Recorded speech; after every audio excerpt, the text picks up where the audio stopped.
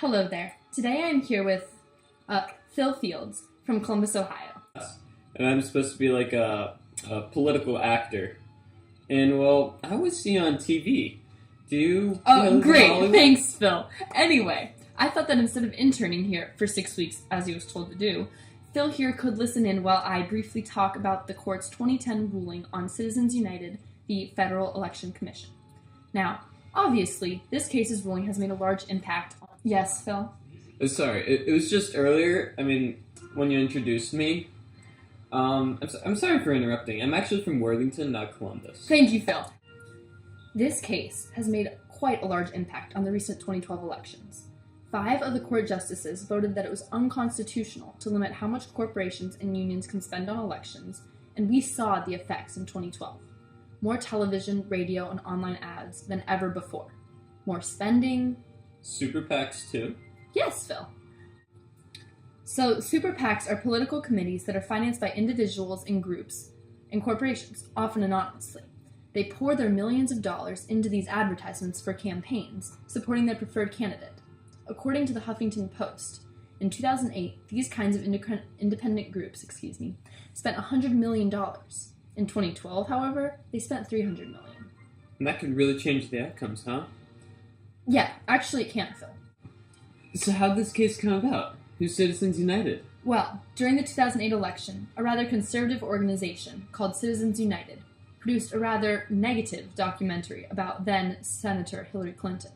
They intended to show it on DirecTV, but the Federal Elections Commission stepped in. They took it to court, lost, and appealed to us, the Supreme Court. It was a close ruling, 5-4. But in the end, it was decided that corporations have the same rights as people. This means that the First Amendment rights, which are... Ooh, I know this one.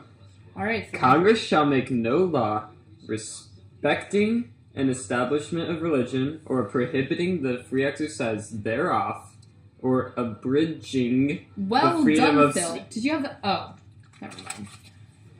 Anyway, it was decided that these rights apply to corporations, giving them the right to donate to whoever they want, however much they want. Before the ruling, there were some limitations on election donations. Now, all of those limitations were found unconstitutional. Corporations waste their money on ads. I always change the channel when they come on. Like, who listens to them? Many people listen or watch the advertisements, Phil. And as to your first question, by supporting a campaign, corporations and unions can give their candidate of choice, the one who will support their ambitions the best, a better chance of winning the election. Basically, they are trying to get their sympathizers in public office. Wait, that's not fair. What if you're running for office and no corporations stand behind you? And besides, how are corporations considered people? That's the problem. Wait, how did you vote? Well, Phil, these were all the questions we asked ourselves during the 2 hearings. If you're running for, let's say, state senate, chances are you will rely on a home-style campaign, where you meet with future constituents and go door-to-door, things like that. If you have a corporation backing you, financially or otherwise, that could definitely give you an advantage over your opponents. Oh, that makes sense. Got some figs. So, Phil will be right back. So, in my opinion, and I made this clear during the ruling, corporations are not people. Anyway, they are made of people, and that is not the same. When we give corporations a fig bar, when we give corporations First Amendment rights, it is almost a given that they will use them to seek profit. That's what corporations are made to do. So yes, Phil, I voted to limit this election spending and stand by what I've interpreted as true indirect democracy. Our Constitution starts off, we the people, not we the people and the corporations.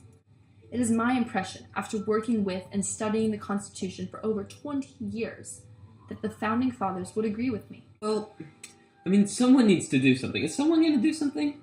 Or otherwise, this ruling needs to go. Well, for anything to be done, Phil, it would take some serious bipartisanship. I have, however, heard there are some factions forming, trying to reverse the ruling through initiating new legislation. There is currently a new Disclose Act in Congress trying to make it mandatory for campaigns to disclose more information about where they're getting their finances from, among other things. Long term, there has been talk of an amendment to the Constitution that would ultimately overturn the ruling. Oh, that's great. Well, thank you so much, man. It was great chilling with you. but my mom's in the parking lot. Thanks again. Oh, yeah. And give shout out to my class and... Okay. Thank you, Phil. It was nice meeting you. Take care, buddy. Well, what a guy. Well, I suppose that is all. I appreciate your attention and have a nice day.